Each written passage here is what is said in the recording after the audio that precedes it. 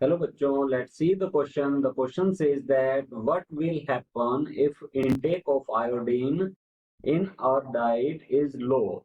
तो इस क्वेश्चन में हमसे पूछा गया है कि हमारी डाइट में अगर आयोडीन जो है इसकी डेफिशिएंसी हो तो क्या होगा। तो इस क्वेश्चन का जो की कंसेप्ट है, यहाँ पर हमसे पूछा गया है effect of iodine deficiency in our body. तो यहाँ पर आयोडीन डेफिशिएंसी के बारे में हमसे पूछा गया है। तो आयोडीन डेफिशिएंसी हम यहाँ लिखेंगे।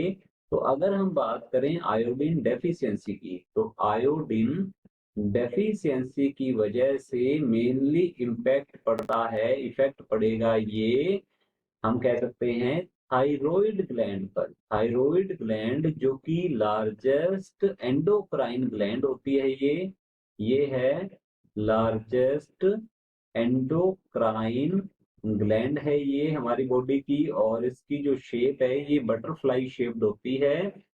थायराइड ग्लैंड जो है इसका होगा क्या, थायराइड ग्लैंड जो है इसमें मेनली इन्फ्लामेशन हो जाती है। आयोडीन डेफिशिएंसी की वजह से थायराइड ग्लैंड जो है इसमें इन्फ्लामेशन आ जाएगा। Inflammation inflammation of thyroid gland.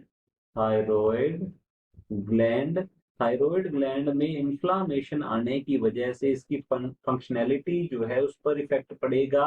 ये प्रॉपरली फंक्शन नहीं कर पाएगी, जिससे कि मेटाबॉलिक जो रेट है वो गड़बड़ हो जाएगा। मीन हमारा जो मेटाबॉलिज्म है उस पर इफेक्ट पड़ता है। तो इन्फ्लामेशन ऑफ थायराइड ग्लैंड होने से इसका हम कह सकते हैं कि एबनॉर्मल एनलार्जमेंट हो जाता है। तो ये हम लिखेंगे एबनॉर्मल। इससे क्या होगा, abnormal enlargement enlargement of thyroid gland.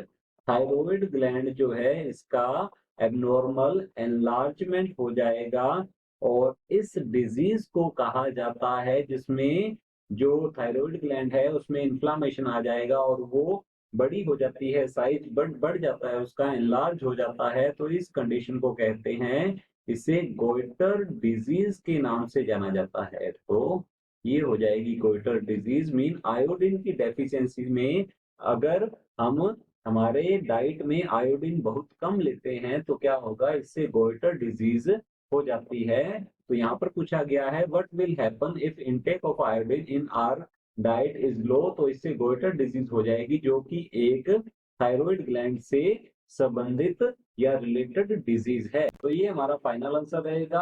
Hope you understood it well. All the best. Thank you.